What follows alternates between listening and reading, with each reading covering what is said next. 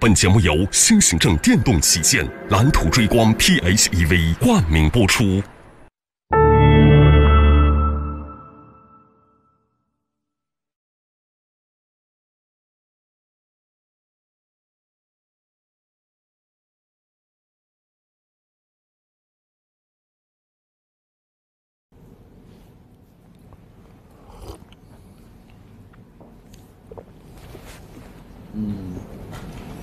对，我们没有抓到在政治哲学上做这一部分的话，应该做什么？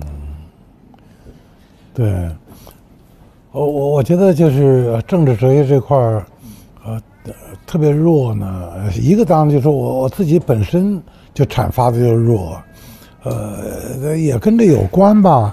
我觉得跟周联的对话都没有深入下去，就是说整个都是。可能有些点还可以，但是你要从系统上说，就没觉得特别的有独特的深刻性吧。然后除了跟周联的对话或者跟舍拜克他们那些零星的讨论，就没有什么特别好的材料，就没有一个比较。我觉得这个的确是，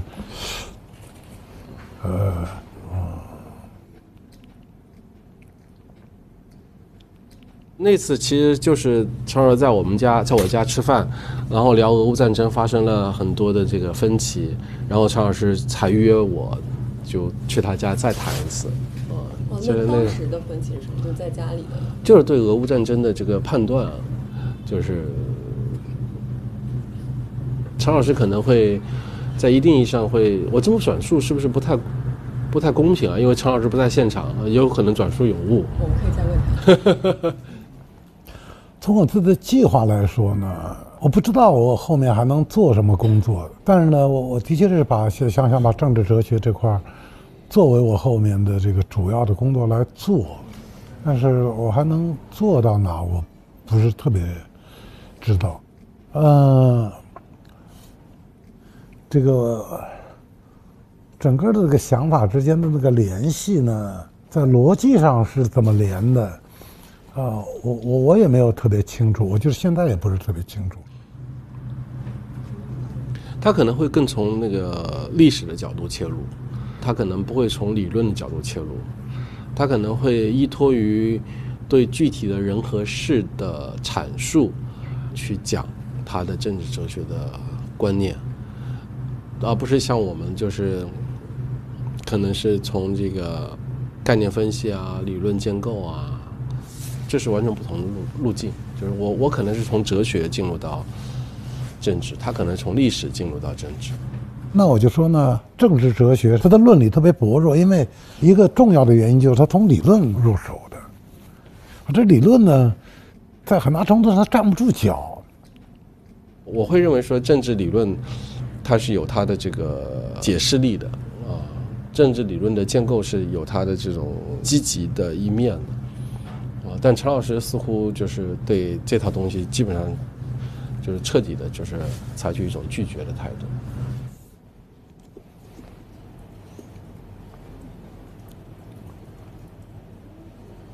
要不换个啊，也这倒没太大关系。刚做完手术，不是特别亮。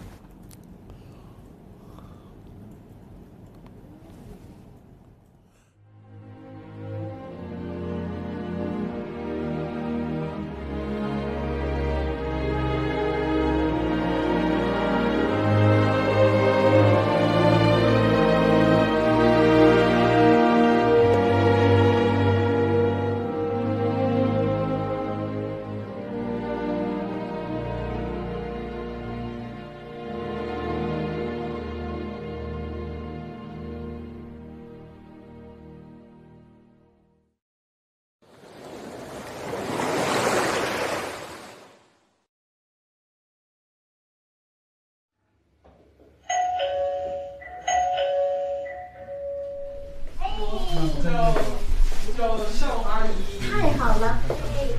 哎，陈老师，哎，周林，哎，我还带了个小尾巴。没有，上次都没好好见着我的小美妈呀！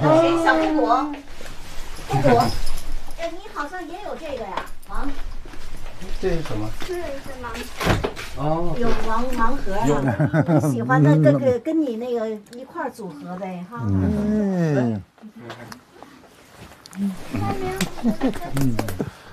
你可以自己玩啊。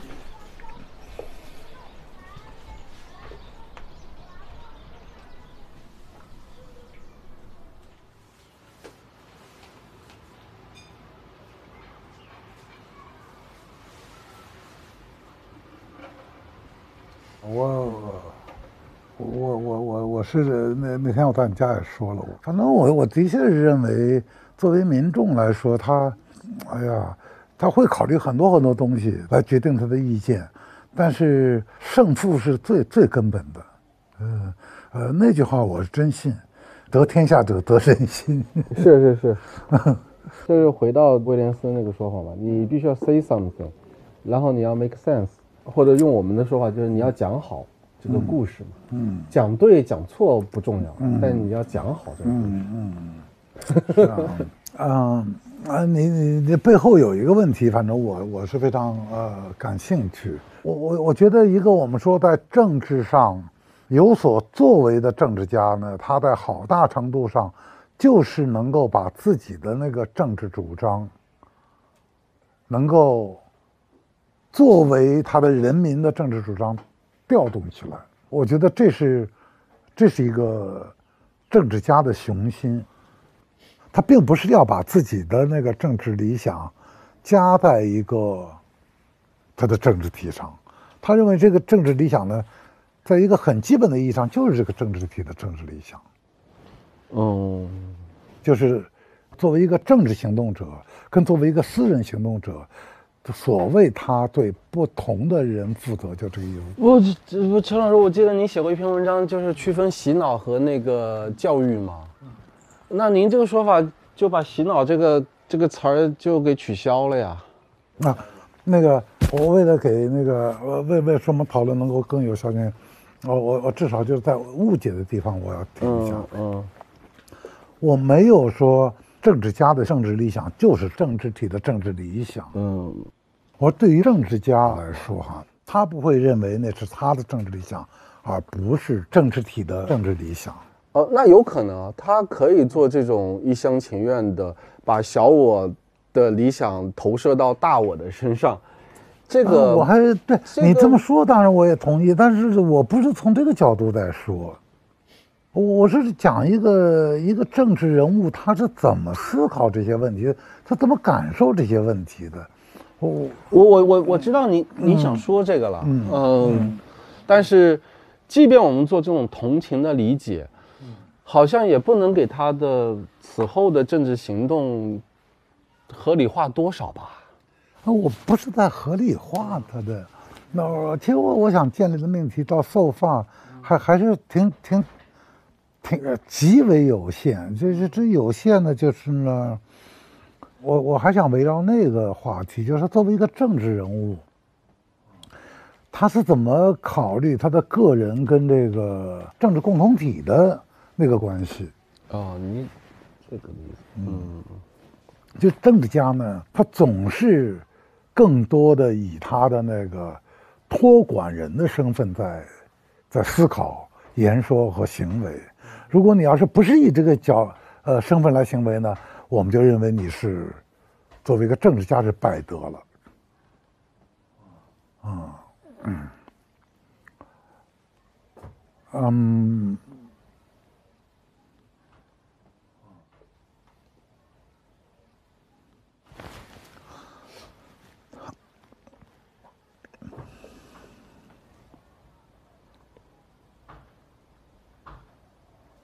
就这里会不会存在这么一种可能性啊？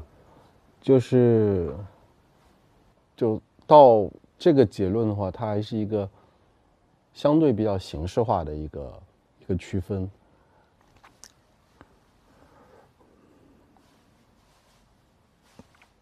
当然，你要是，对，那当然还是比较比较形式化。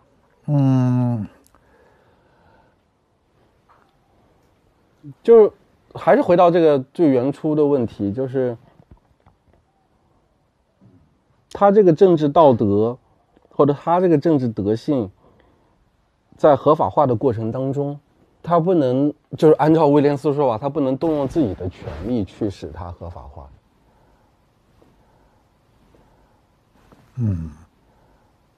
那这其实还是要就是进一步去追问这个权力的运行的逻辑是怎么样的。那这个当然就牵扯到好多方面。你刚才说比较形式，那么我们要降一格来说，我们就会说呢，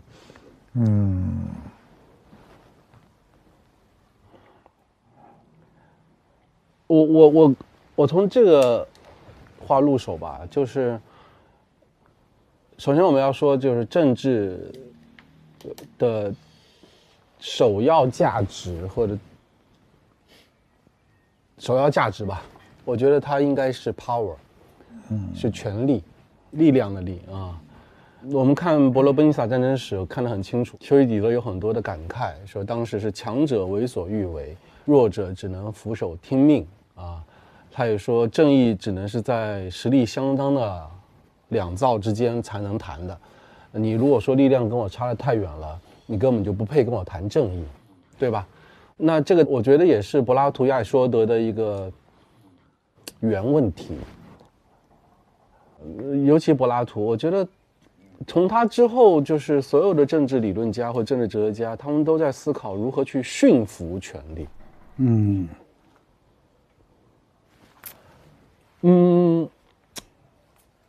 但是我们能看到，就是在面对权力的时候，就会出现几种态度，一种是赤裸裸的粗鄙的政治现实主义的态度。所以我个人觉得，就是真正值得探讨的，其实就是在彻底的政治理想主义或政治道德主义和赤裸裸的政治现实主义之间的这个状态。以战争为例也是这样子。我想我们在探讨就是所谓的政治道德的时候，也同样是这样子，就是对于比如说政治活动也好，政治人物的行为也好，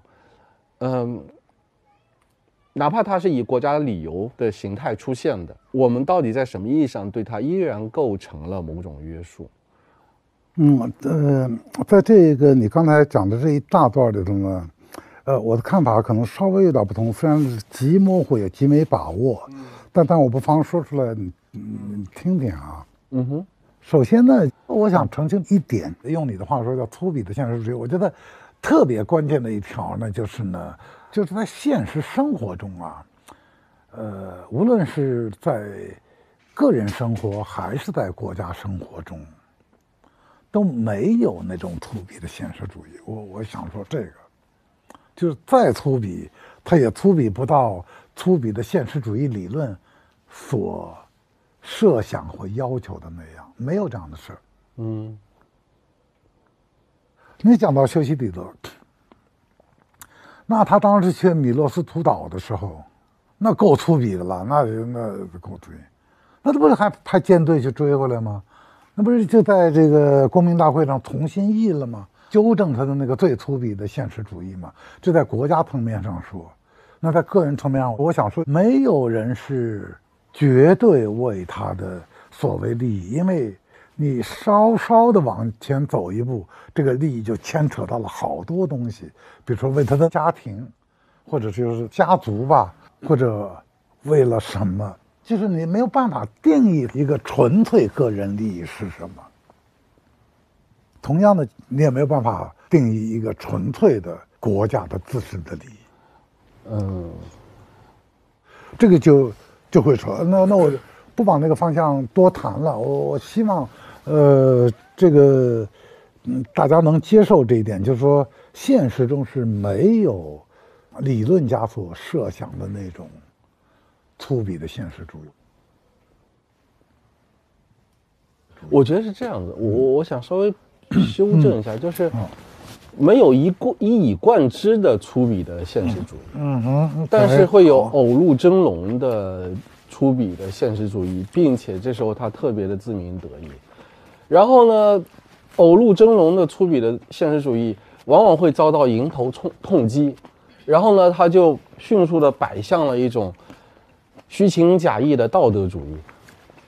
就是来回摆荡。我们在日常生活当中，在网络舆论当中，包括某些人的表态当中，你是看到这种自鸣得意的粗鄙的现实主义跟虚情假意的道德主义的这种来回摆荡。当然，我当然不否认会有绝对的粗鄙的那个现实主义理论，就是说有这样的主张，我当然不会否认，我只是说。这种主张以为他描述了现实，我认为他没描述现实。我不知道我们是不是在这儿有这个问题吗？我觉得我们在讲两个层面。其实呢，我们在这个层面上在谈呢，实际上都是有这个很个体的东西、很具体的东西在支持，而且我们。就是要理解一个一个的事儿，我们最后要达到的呢，不是一个关于政治的理论。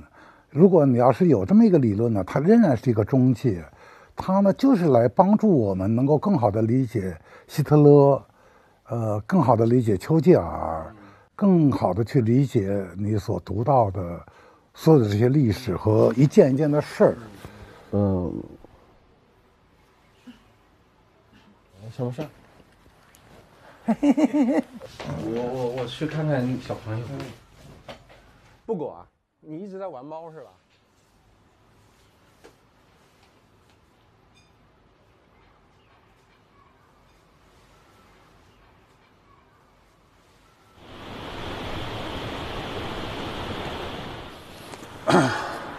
有一句话，我不知道这句话是谁说的，还是他引用的吧？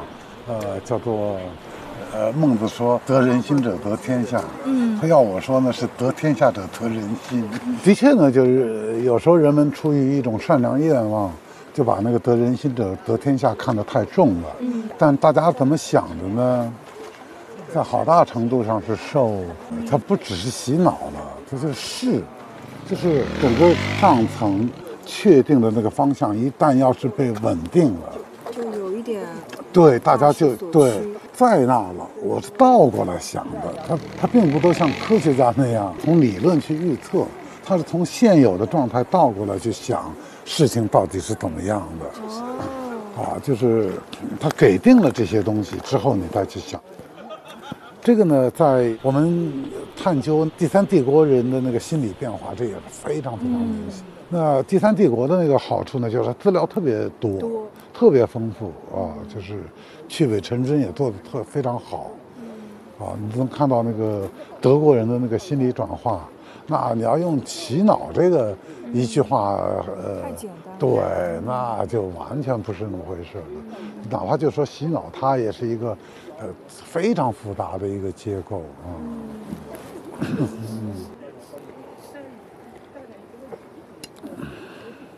但是这个我就是觉得比较遗憾嘛，我就觉得这些课题就是我就没见着谁后面去推进去，管来管去的去证明。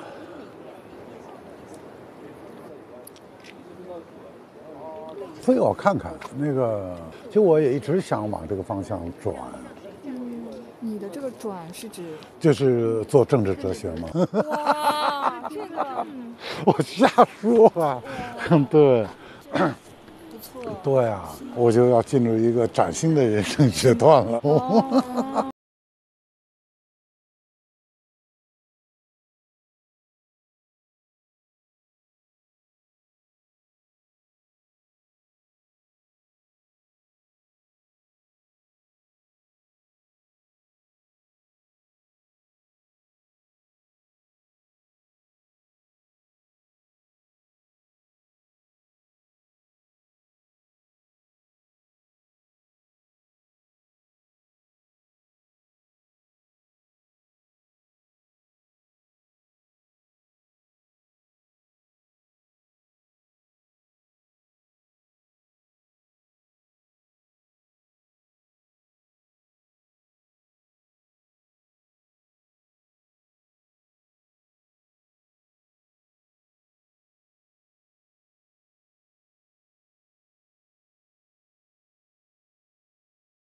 但是一个组织的方法呢，反倒是这样，就是我们不是要获得什么。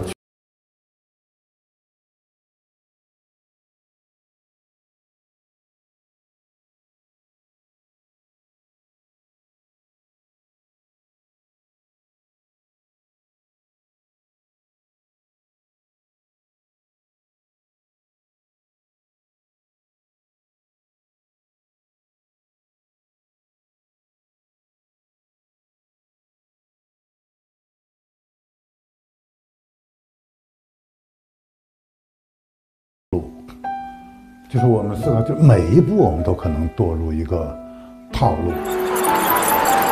像是洗一个演小丑的演员，怎么能突然当上总统？普京的支持率是非常高的，他是英雄。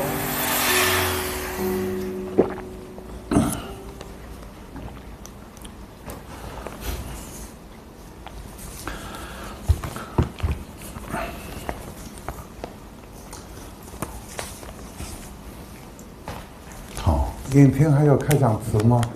我也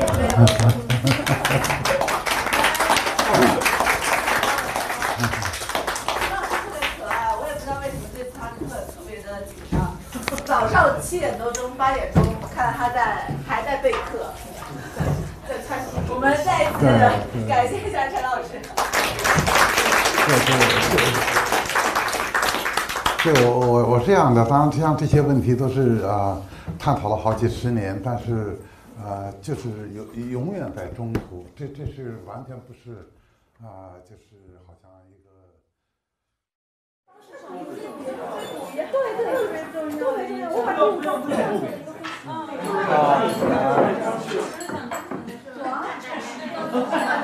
你看，就是我们讨论就是容易这样走岔，因为陈老师那个答案还没那个揭晓。对，这是问题。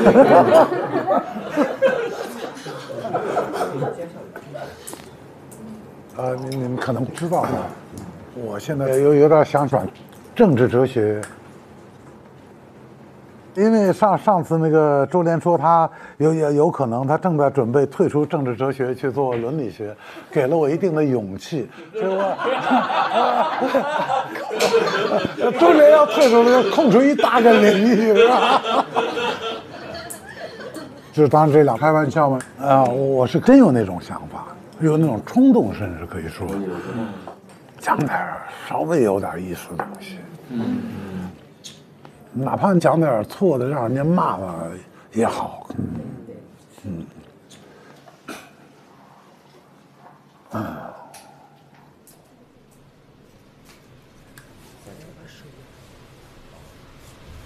头2天有一个美院的退休教授张罗了一个局，然后在座的一个教授就说：“哎，陈老师，你给我们讲讲为什么？”就是现在这国人就是对这个美国就是那么大的分歧我不知道啊，这个例子可能太复杂，但是我还是愿意先试试看。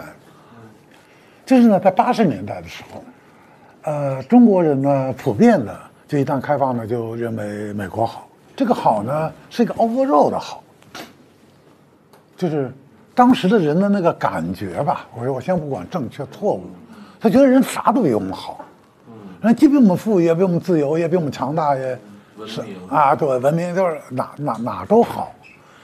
那么这是个状态了。那么它的理据在什么地方？那么理据我们可能能提出很多很多的理据。那一个比较基本的理据呢，当时的人就是开始说呢，这是制度性的，它不是那个。就是碰巧好了，或者碰上几个好的总统啊什么的。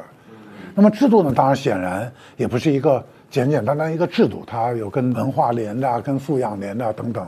那么我们就结构了一个粗糙的论理理论。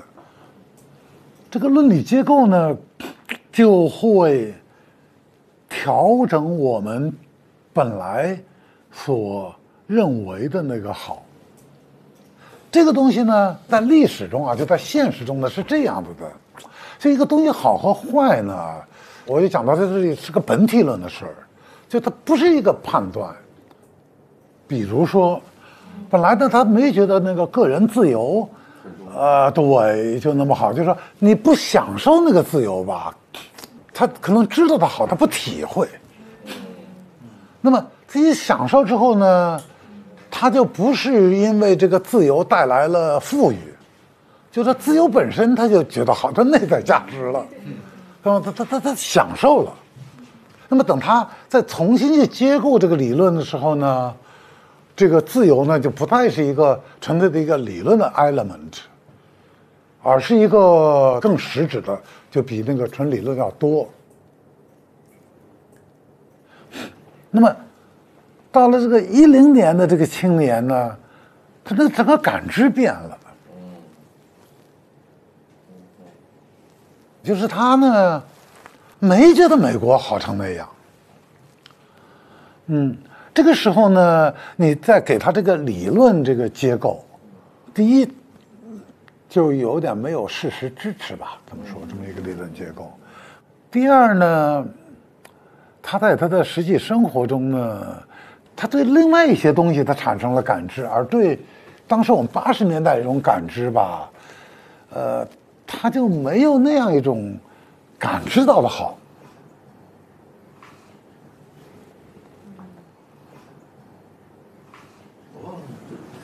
您说那个真实和虚假的论证的那个区别，就是有感觉的，就是真实的论证，然后对，如果是没有感觉的话呢，就变成洗脑或者是一种就是接受了一个虚假信念的这种情况。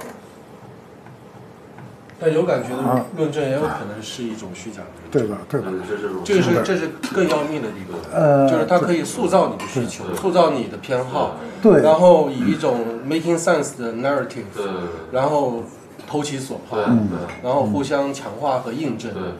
当然呢，我的感觉在另外一个极端上，它可能虚幻的，但你呢不能因此呢就说我的感觉不重要，就说你要是剥夺了我对好的那个感觉，或者不顾我对好的感觉，在一个意义上呢，也谈不上好。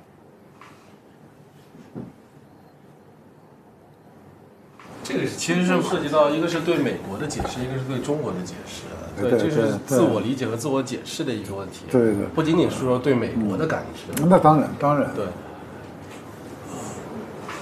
那中国要形成社会共识，或者要形成政治的论说，就借用威廉斯那套说法，就是你比如说自由、平等，所有这些概念，可能引进中国有100-200年了，但它始终没有具有那么强的，就是描述世界的这种能力和指导每一个个体行动的这种规范性的效力。这是我觉得它就是它依然是一个。没有被我这么说，就没有被本土化的后概念。真正本土化的后概念，还是我们就是传统所接受的那套后概念。你比如说忠诚，对吧？当然稳定，我觉得可能也是一个我们在低读的后概念。所以就是要形成所谓罗尔斯的那个暂时的确定之点，我们需要有这种社会共识。这社会共识一定也是通过这种非常具体的。历史的社会的这种矛盾冲突，然后慢慢凝结成的一个东西。就罗尔斯说，在美国有2个所谓的暂时的确定之点，一个就是这个种族歧视，是不正确的，还有就是奴隶制是坏的。对，那我就想问，就是说我们100年中国，我们形成了什么样的暂时确定之点？民族富强，民族富强是好的。爱国主义，我会觉得是爱国主义。我觉得民族富强，比爱国主义还准确一点。对，民族富强可能是更强的一个来说。那这其实又回到了就是所谓的威廉斯说的那个 needs。就对中国人来说，1840年之后，他最强烈的一种需求，无论是心理需求还是什么需求，可能就是民族复兴吧。救亡大道启蒙。对，你要给出一个所谓的历史叙事，你要给出一个好的 making sense 的一个政治的论说，你可能就得着力在这儿，就是你要回应这些需求嘛。我觉得沿着这样的一个大的方向，至少吧，就比较符合我对这个政治哲学，因为我跟周濂讨论稍微多一点，就是说，就是不能把政治理性比作数学理性，就是呢，它呢是一个有我的论证。数学那种论证吧，就你怎么感觉都不重要，道理在这摆着。这个吧，得你，它其中有些东西你得感觉到，你得享受到或者受那个苦，它才有说服力。否则的话，它就变成了纯粹的一个理论的硬件。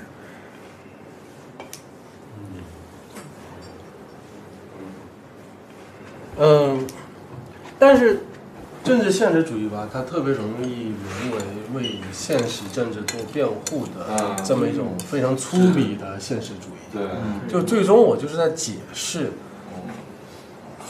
80年代跟2010年代或者2020年代观念之间的差异，人们感受的差异，然后何以至此？我只是做一个纯粹的一个解释工作，一个历史的解释，给出一个说法。我觉得这个是我觉得就是政治现实主义它就是非常麻烦的一个地方。我自己读威廉斯，我就始终就是不满意在这个地方。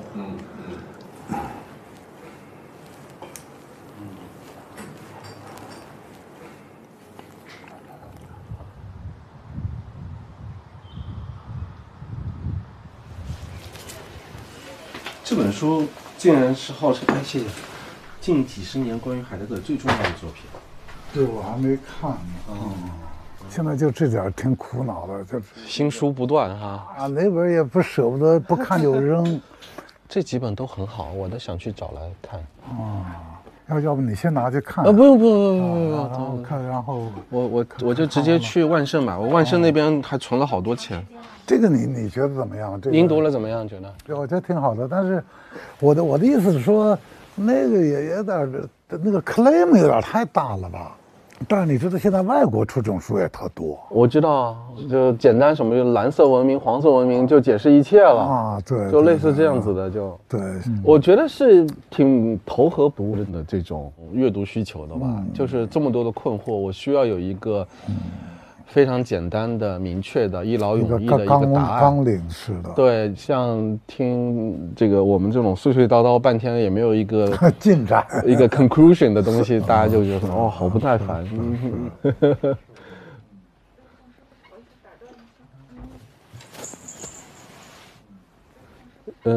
然后就接着您刚才说的那个，我接着想说就是。您当然是一个很强的反理论的一个态度不这么说吧，是这个意思，就是说这几十年或这一两个世纪，人们太容易用自然科学那种方式来考虑伦理学、政治哲学啊，或者乃至我们一般对政治和人生的议论。这个当然就会带来一些误解。那个，我是这么想的，就是呢，我们把那个自然科学理论叫做那个最标准或典型的理论吧。它的特点呢，它那个个体呢是它的一个 instance，但是呢，我们就不能这样来理解所谓的政治理论或者什么什么跟我们具体生活之间的关系，就是说我的生活不是那个某一个普遍的东西的一个例子。所以呢，这的确就是有方向上的不同，就是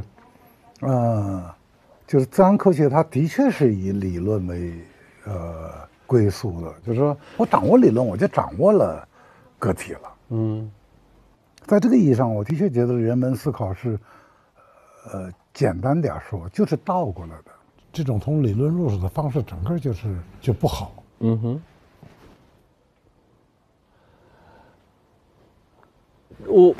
我想起就是你像新康德主义的那批人，就是他们也是说，就是比如说历史是不是科学？历史也好，人文学科也好，跟自然科学一个非常大的一个区别就在于说，自然科学是要去把握规律性的东西的，对。但历史的话，永远面对的是一次性的、各殊的对象。这是老话，但是在这个上下文中，它有一种新的意义。对，对，但是我们其实要做的工作，其实是在那个所谓规律性的东西和个殊性的东西之间的，我觉得之间的一个东西。你如果说永远面对个殊性的话，那是绝无可能达成理解的，这绝无可能，绝无可能达成理解的嘛，对吧？我们今天理解俄乌战争，我们会联想到二战，虽然中间没有历史规律，但它也不是说完全孤立的两个当然历史事件，对，而且背后就有对权力的理解，有对民族国家的理解，有对霸权的理解，就是它会有一系列的抽象概念放在这里。这些抽象概念，它当然还是就是家族相似性的，但它也不是说是就是无迹可寻的。其实关于理论呢，反不反大也没关系，因为我们可能就对理论的用法，这个词儿用法不太一样。这个我完全可以放弃。然后如果你讲到这个规律和个殊，虽然这两者互相联系，但是呢，我现在想强调这一点，就是我记得我在那个就是那个论那个普遍性的时候，我比较强调一个说法，就是呢。传统上呢，经常有意无意的，它很多讲法呢，就是好像普遍性是我们的归宿。你就说上升到普遍性，我老说这个话，我就想说呢，普遍性呢是一个中介，它并不能保证你懂了那个，把那个概念关系都弄清楚了，就都理解好了。不，我们要达到的是个殊性。对。在这个意义上，关于俄乌呢，如果只是在理论的一个维度讲这个，这样明显是会够的。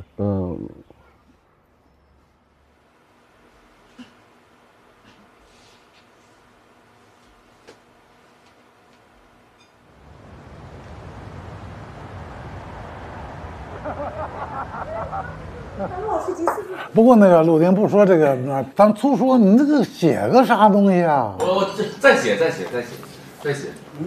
反正威廉斯还可以做一做吧，我觉得还挺有意思的。对，他是这样，他就是当然一通批了，对吧？大家都不对。然后呢，他每次就是你那个小论文都是这样，就是他就是觉得你们都没说到点儿上，你看我来给你们说一下。说完了之后呢，就是留下一地鸡毛。对，就是，而且他在论述启伦价值为什么会胜出。比如神权政治为什么会失败？他给的解释很奇怪的，或者说是我们听起来就是非常浅的一个解释，就是历史变了，人们不接受 ，That's it。他没有再做更多的论证了，他就是纯历史的解释。那个这周濂啊，那个可以这么来想这个事儿，就是，我们之所以需要实际历史，是吧？就说你不能只这么论证呢。这种情况可能不可能？就是说，我的过上一种更好的生活，或者有一种更好的制度，这件事情呢，说到底，我们把那种意识形态啊、自我欺骗什么都去掉的话，我们呢是碰巧的，就是历史的。你看那种制度，它在很大程度上，它就在处理完全具体的问题，就是说，处理这个历史的问题。然后呢，最后呢，在一个最根本的意义上，它碰巧，它就过上了一种更好的生活。但是呢，那么从这样的经历呢，可以总结出这样的经验，那包括制度。有说服力的是那制度。而不是它的历史，但实际上它达到那儿的是靠历史，不是靠那道理。我的意思是什么呢？不叫意思，就是说跟什么东西连着呢？比如说上这个山，其实呢，我也是东走一个，西走一个，反正咱们俩都要去山顶儿。然后呢，我就这么走了，你就那么走。这事先呢也很难说谁那条路就好像在没路。等到走到那山上之后呢，让咱们俩交给陆丁上山，那肯定不是说把我这条路描绘一遍，是吧？是我站在山上呢，我就说，哎，你看，这么如此，你呢就不行，你就只上到2/3。所以呢，我呢就给他描绘条路，你也给他描绘条路，结果我们比较的呢是这2条路，而不是比较这2个发生的那个历史，是吧？换句话说呢，我们教给人呢，肯定是不教给你看是怎么想的，你教的是那个应该怎么做这事儿，是吧？那么在这点上呢，就有一点点向数学证明，但它不同之处在什么地方呢？就是呢，在数学的论证中，你可以把你的经历完全删去，而呢，政治上呢或者社会上呢，虽然呢事后呢你给出了个相当完整的论证，但这个完整呢，它不像数学那种论证，真能从0开始论证，它还是从好多社会条件，加到好多社会条件去论证的，就是你总是要依赖于某一些历史事实。换句话说，就是政治的论证，它是一半数学的，一半事实的。所以呢，也就是说呢，在政治论证中，就是呢，历史就成了一个必不可少的因素。其实为什么有真实历史是，就是你不借助于历史是没有办法提出这个问题，也没有办法解释这个问题。对，当然我这是说了一个整体的论证，实际上呢，它是好多阶段性的。琐碎的，短程的，一点点的那个论证的一个结构啊，就是不是真的就从无知之幕啊，就是一路就理性的推下来，它就是不断的碰到我们俩得达到共识的一些事实啊什么。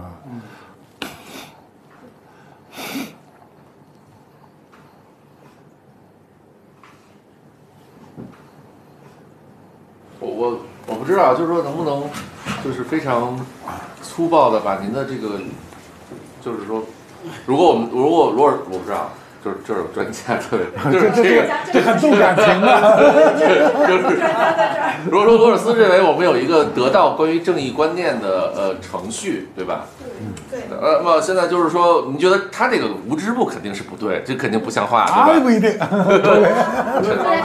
我觉得陈老师肯定会认为无知之部作为一个得到正义观念的程序，肯定是不像话的，对吧？陈老师肯定是这么认为。对，陈老师对我就是我。但陈老师理解是错的。这句话为什么错误？能记住我。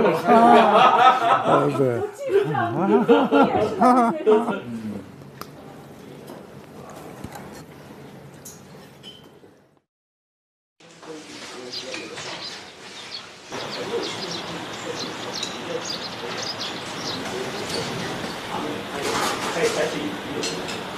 建华，昨天晚上据说弄到3点钟啊，有你吗？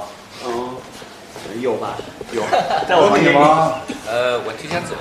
啊，有周连吗？周连老了，我就是老了。最后要走的时候，斌哥又丢了一句话，哎，算了，我不想聊了。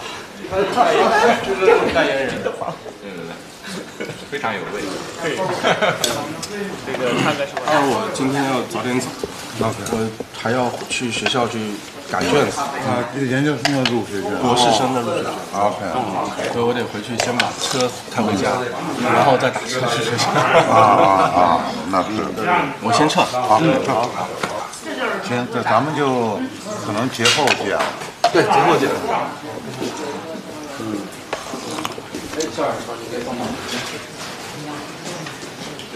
我们都要走了。好。昨天晚上聊那个，我非常有收获，而且我也是第一次听得那么系统。就是你把那个数理型的那个论证，跟你在政治上的那种反思型的那种做了一个对照。我觉得那个一段说的，对，这是我第一次就是这么，之前你肯定也零零星星说过，但绝对不如昨天晚上说的那么多，那么对吧？其实我一直在那想，我要把那个回去我自己整理，反正我觉得那个真不错。我有时候觉得我打开了那个一个 field 吧，就有好多工作可做，但是从来没有学生跟着我往前走。跟着你做你有没有想过，就是为什么呢？那我想可能就是叫隔代吧，就你们就行了。我们这群，为什么要隔代呢？就是爷爷都是对儿子特别凶，对那个孙子特别溺爱。他不愿意在你的路上走，儿子多反叛。对，我瞎说。总的来说呢，你是想把政治上的那种反思，说成是依事说理。依事说理，而且呢，有我自身。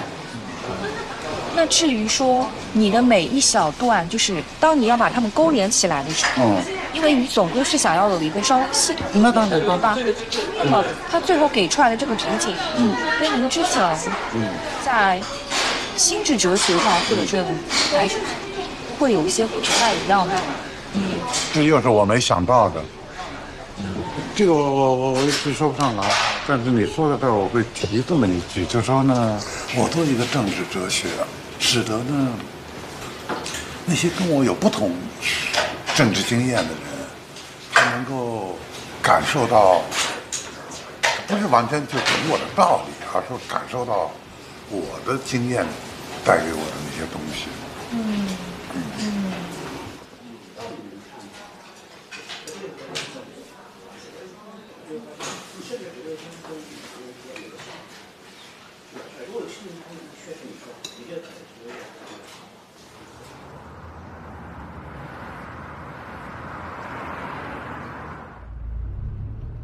今天大概有几个人？7、8个人？也就7、8、8、9个。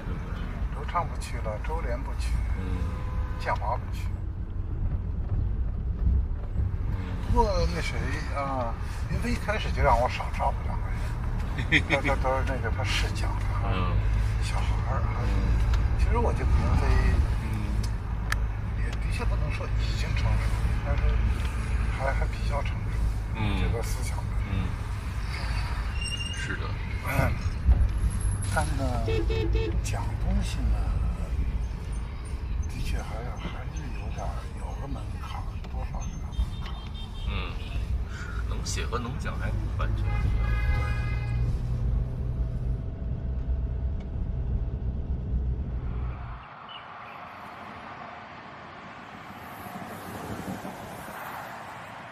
威廉斯在政治哲学领域的工作，主要是希望打破政治论证背后的普遍主义的一般思路，而威廉斯在他自己的政治现实主义这一路数当中加入的历史解释这么一个维度，恰恰是他想要打破他所反对的普遍主义传统的一种努力。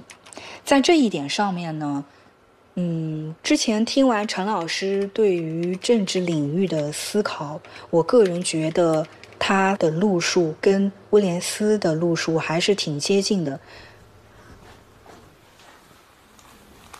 我先大概讲这个2部分啊，还有一些别的内容，等到一会儿如果再问或者再涉及，我也愿意再多讲讲。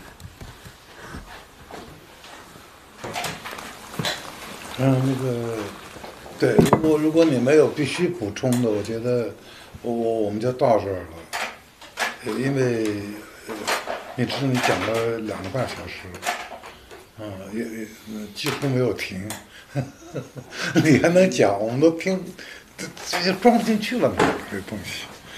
年轻真好啊！我也这么想，不是，我是想你们所有人，是吧？我把自己放在那个老年人这边，那个。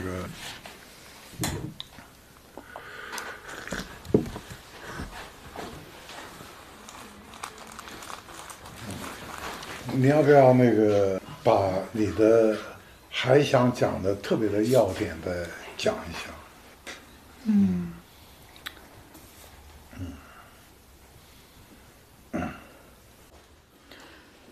补充一下的话，我就稍微说一下，就是他想要为这样的一种好做一种辩护，然后呢，通过他的这样一种一边批，然后一边建构，达成一种自我主义的一种更好的自我理解。这样的一种自我理解本身就是自由主义所需要的那些价值的一种呈现。最后一句话就是自由主义容得下那些跟你自己不一样的，然后呢，对于强迫性的这种东西要保持这种距离。我觉得他整个就是对于自由主义的这样的一个想法或者辩护，就很有这种自由主义范儿啊。就是我没有觉得它是唯一好的、唯一行得通的，但是呢，我又想建立我们对这个观念之间的一种信心。那么在这个过程当中，哲学能够做什么呢？就是帮助我们更好的理解这样的一份自我理解。我觉得也挺打动我的。他会希望我威廉斯给出的这样一份对于自由主义的理解，它不是只在我所现代生活的这个现阶段好像是可行的、说得通的，它还能延续下去。未来我们的子女什么的，他们也能够接纳我们的这份理解，他有这样的一个责任感。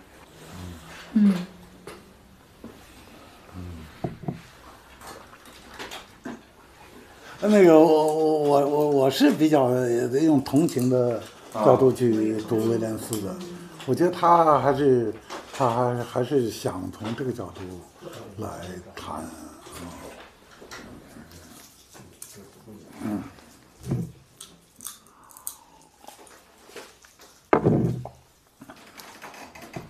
但是有没有这么一种可能，就是说，他做的这些事儿之所以能够对他的子女或者对未来的社会起作用，恰恰不是他所设想的这种宽容的、自由的、说服性的或者自我理解的工作。就这个事儿，就是一个比较奇怪的事情，就是说，他当然设想了一种政治哲学的工作方式，就像你说的，他特别强调那个历史处境，这个历史处境对于他来讲变成一个特别核心的一个要素。那当然就是有这个问题啊，就是说，如果任何一种政治立场的辩护者都首先从他所在的这个社会出发，那当社会变化的时候，他就不得不允许他的后代的预设立场不是自由主义。我们现在这个2020年这个年代的社会，已经不是他80、90年代的这个欧洲社会了，对吧？然后你就说他当然希望他在80、90年代写的书，或者2000年左右写的书，能够让他的这个子女有意义的去理解，或者对他起到一个作用。那起作用的方式就恰恰不是他的那个作用，就是你说的那种自我理解。我对他的整个设计就特别疑虑，因为他的这个路线嘛，就是有点像是他首先在某种意义上是历史主义的。然后他又想达到某种意义上的普适性的效果。它不是历史，没有普世，对，只是说把历史条件引入进来。对，超出它的历史环境的。这个是一个问题，我觉得就是在整个他的论述当中，他的历史条件看不清楚到底处于一个什么样的位置。今天我们是这样，然后我说原来的人那一套是神话，那别人也觉得你今天这套是神话。就到底哪一个比哪一个更好？是什么样的历史条件使得今天这样子是比原来更好的？这事我觉得他是完全没说清楚的。我的想法跟你妈的这都挺不一样的。我觉得，他说历史是偶然的，但是他没说这个观念只是限于这种偶然。对，就是这就是偶然的情况所。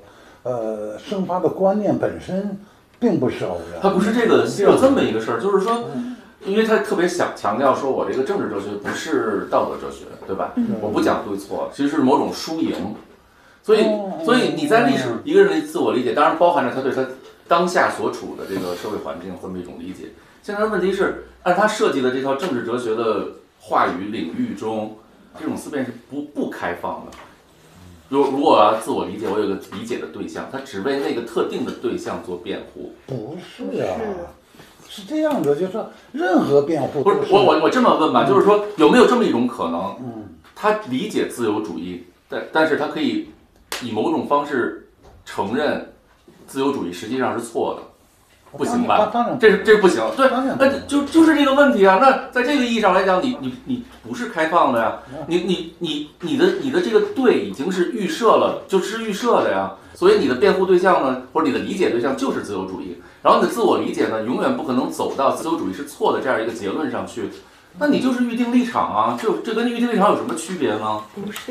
不是我的意思，对，不管是不是预定，我收回啊，我们不谈预定立场这件事。现在问题就是。对于你的一个后代的社会，你的这个社会不再是自由主义社会了，那你的自我理解在什么意义上对它有意义呢？你这个问题有点太宽泛了。那柏拉图的社会不是我们的社会，但是柏拉图从来没有说过他的哲学观念是基于他的社会环境的。但是我们认为，或至少我认为，对您认为是您认为，但是这柏拉图自己没有这么设定啊。现在问题是。我想关心的是你这个，那你说了很多了，你让我说一句。您说。对，比如说我现在一个法官判案，当然是针对这个具体的这个案例判的，是吧？但是另外一个案例当然能从我学到东西了，是吧？不但结构是不一样的。这结构有什么不一样的？我这个习惯法可能在17世纪判案，你20世纪的人还在。如果说我判一个案子只是引入具体情况。这没有任何问题，当然是可以相互勾连。现在威廉斯说了一个事儿，他说我这个政治哲学呢，就是我这个政治哲学是讲输赢不讲对错的。而且这话就完全不对嘛，威廉斯就没这么说嘛，辩护就是正当性嘛。他如果你不是正当性的问题，而是说他现在讲说我现在对政治哲学只讲输赢。即使政治只讲输赢，政治哲学也不是只讲输赢。是，但是他对自由主义的这个理解，他对自由这个概念的理解，本身是不可能得到自由主义是错的这样一个结论的。是的。而这为什么会这样呢？是因为他是自由主义，所以这个时候历史环境这个事情不仅仅是引入一些条件，把这个我们做裁决或者做判断的时候的因素变得更丰富了，而且是。我们不说预设立场的话，至少是设定了一个立场的边界，这个没有问题吧？那现在问题就是，那对于这样的情况来讲，对啊，你说的这个设定立场边界，就是你讲的它的这种封闭性啊。对，是封闭性，没错。但是那个辩护，它就是在超出这种封闭性。对呀，他意识到了这个。我没有觉得，我没有听见他的这个就是能够破坏他的这种封闭性的任何主张和办法。因为这件事就是封闭性已经设在这儿了，你是怎么破坏呢？我理解这就是威廉斯强调说这个 moral philosophy 和 political philosophy 的这个区别。political philosophy 它就是这样的，我做的这个辩护，我不可能认为它是错的，就不是我觉得威廉斯的伦理学跟政治哲学的区别完全不在这个地方。OK， 那。他的那个伦理学怎么可能说我为之辩护的东西有可能完全是错的呢？这不可能的呀！我的道德立场从根本上是错的，这可能吗？那你怎么能这辩护怎么能形成呢？这不是啊，政治辩护跟伦理辩护是他批评了那种道德主义。他说道德主义是一种智性上的斗争，对抗。我的 PPT 记着呢，就是如果你不承认的话，我可以翻，对吧？就是说这有一种是智性上的对抗，还有一种是输赢上的。我说的是他批判的那个东西。OK。然后这里边的问题是这样的，就是说，如果你辩护一个东西，你没有办法在开始的时候承认说我所辩护的东西有可能是错的。对的。首先，这肯定是另外一种辩护了，对吧？我觉得没有辩护呢会是那样的。当然会是这样啊！为错的东西辩护。科学就是这样啊！科学工作难道不是这样吗？所谓质性活动不就是这样吗？我有一个 thesis， 然后不是，我觉得这词不是不，就是如果我们区分这个justification 和 discovery 的话 ，justification 的工作就是这样，我去寻找那个跟它有 justify 的这个关系的这些证据，但是这些证据是可以证伪的。波普就是这么说的嘛，如果不能证伪的话，你就不是辩护。现在就是像陈老师说的，您现在的这个学术主流当然是科学化的，对吧？就是说某种意义上，他们就是按照这套路线去设计所有的这个论题。然后我就想说，威廉斯当然是不同意这个，但是呢，他不同意这个就进入到另外一边去了，就变成是我的这个完全封闭起来了。我把完全收回，封闭起来了，对吧？我现在我的辩护呢，就是要辩护他的对，而且他不可能是不对的。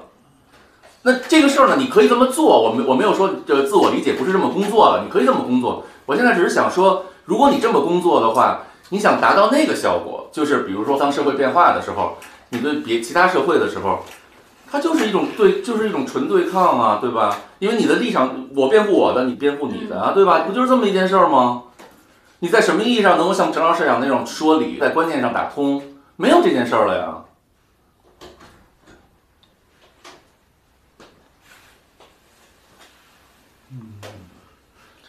就有点像是陈老师，就有点像这种，就是说，两个坚信自己都做对了的人，就是什么做法相差很远。对，做法相差很远，他们都各自相互自我理解，然后他们俩就聊天了，有可能达到某种甚至惺惺相惜的状态，但绝对不可能说服，就没有说服了，因为最开始不可说服就被设定在这儿了，对吧？就有点像这么一个情况了。这个，我觉得呀，那你就牵扯到说理的一个基本问题。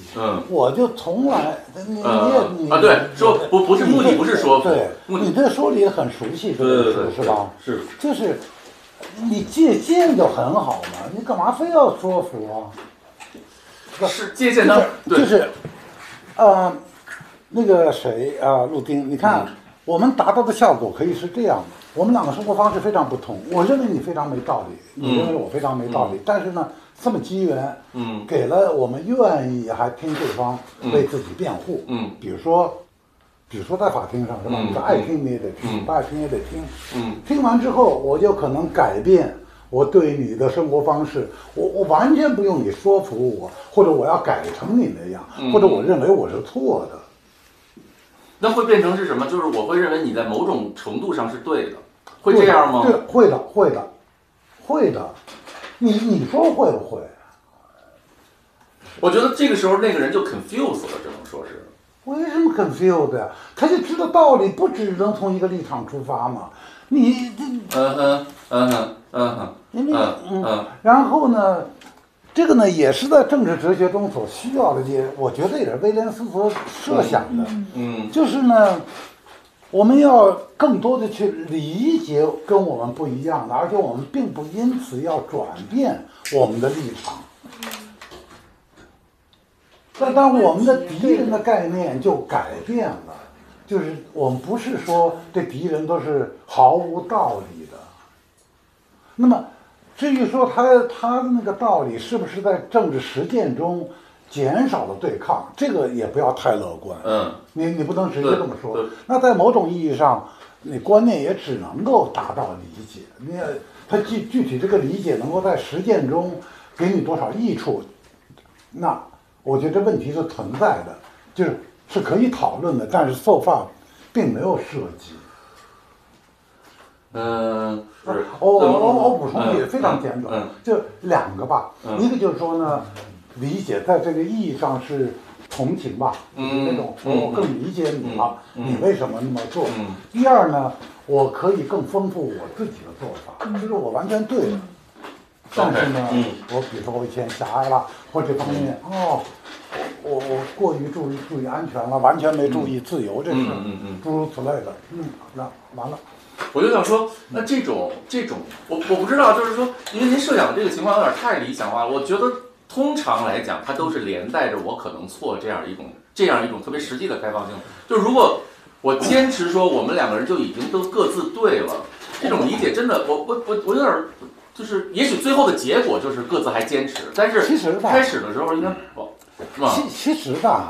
我觉得我们要是再多想一步，其实一开始我是对的，你这个吧都不是特别重要，就是等于说呢，我就是如此这般生活的。我现在来说说我自己如此这般生活的道理，就是呢，在这个意义上，没有人是完全错的，或者说没有民族是完全错的。这个呢，反而是一个后来的结论，就是谁？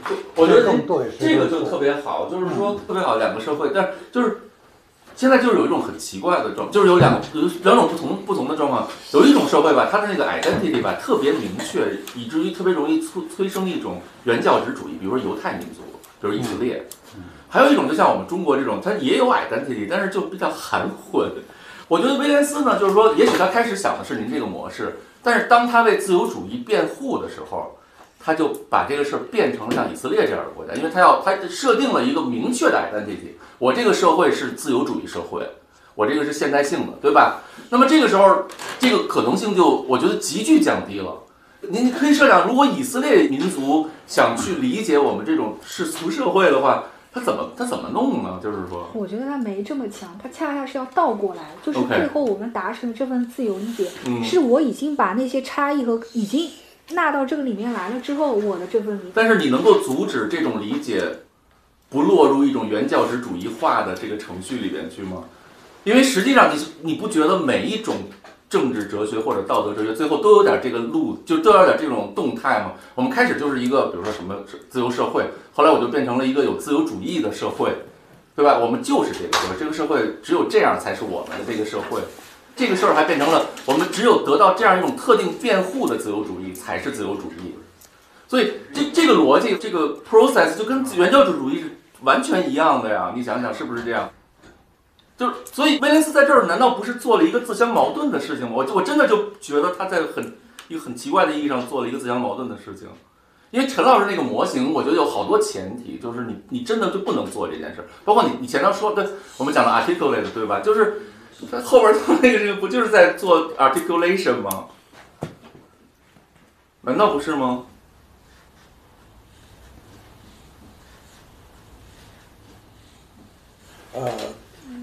我说大这个类，我觉得我意思已经说明白了，就是说讲我的道理。但是呢，你讲到这个意识形态的变化，我觉得这个是一个有趣的话题。然后这个所以就会把我们引到不是很遥远，但是非常巨大的一个想法。威廉斯的努力呢，我觉得你正好理解错了。就是呢，他的重点呢不是在于说辩护自由主义如何好，他是说呢。那个我们呢认为那个非自由主义的呢，那就是错的。现在呢，就是他首先说呢，他也没有错。OK。但是呢，我们呢有一种特殊的好处。OK。而且呢，我们这种特殊的好处呢，还得建立在人家认可的那个东西上，比如说保障权。说你不要把我们这个好处呢当做一种。特殊的特殊的东西，好像就是最后就是我们为了 liberty， 什么都其他都不管了，是吧？它本来是用来增进那个你也承认的那个好处的。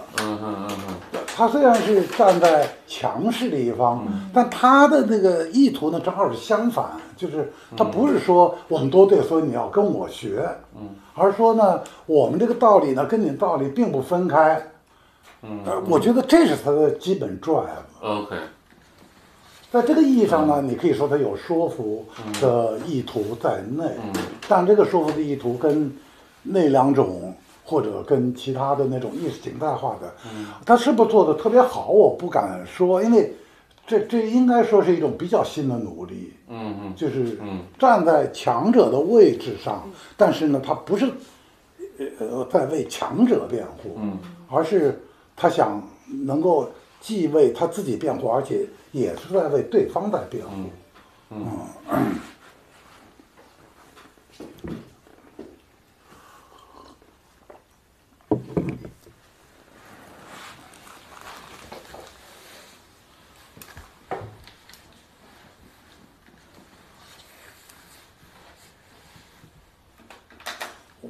我们是不是可以补午饭了？你们难道没有吃午饭吗？到现在会有一种饥饿感，那一般下午美好的饥饿感。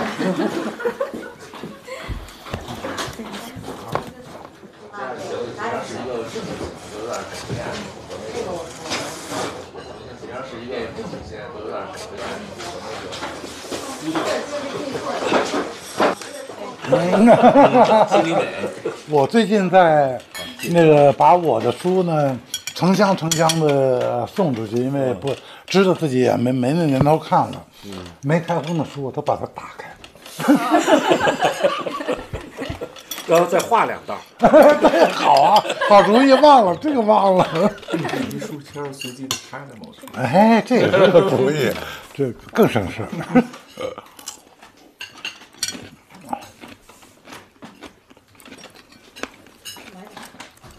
现在呢，这个所以你们是从你那个明艳和陆空呢，是比较从负面去读那个威廉斯。我呢，在比较同情的读这个威廉斯，因为威廉斯所对的是政治哲学的这种论证。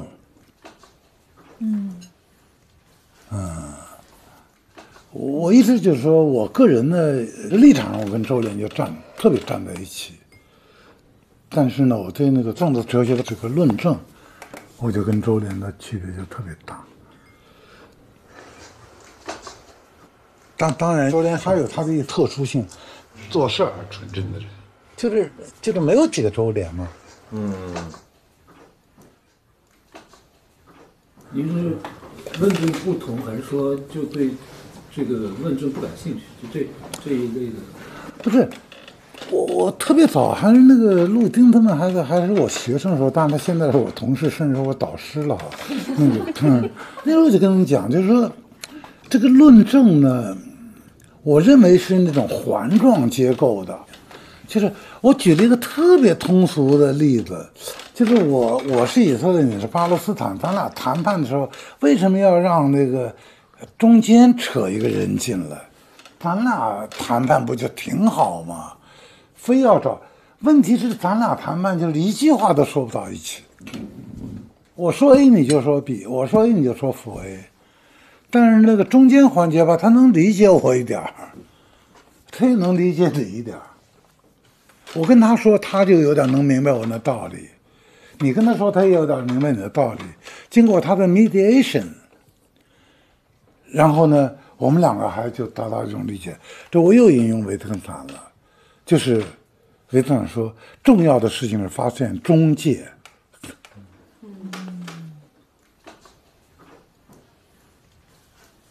你要说原理就是这样，赞成原理全通，不赞成原理全拉倒。但理解不是，我跟他之间就理解不了。那你说理解永远是不彻底的，我说 That's right， 怎么没有说我彻底的理解你，就是没有。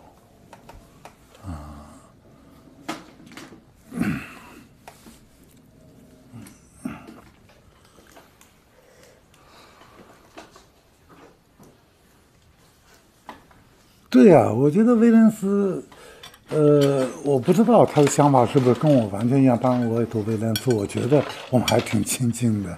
那个，就是他希望打破这种，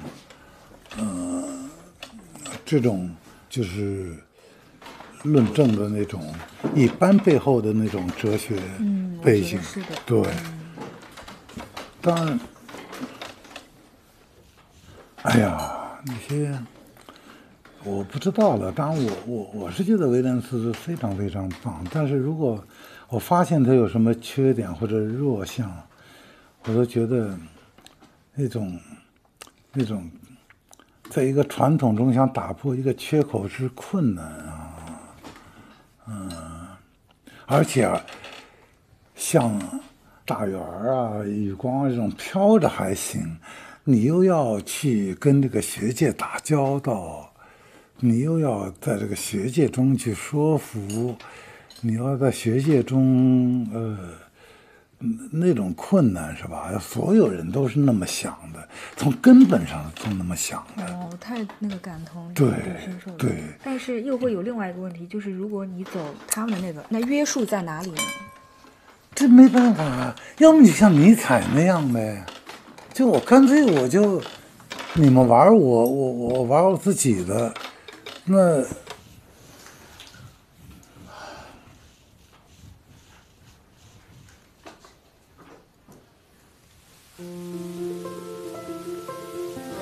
陈老师，我把我的帽子给你。您这个太晒了吧？哎呀，不用。头晒伤了，头里没东西了。来，我再给您。我把你弄，你头比我小一点啊？是吗？看着不？那我智商还是比你高一点。绵羊的脑子最大。我带这个。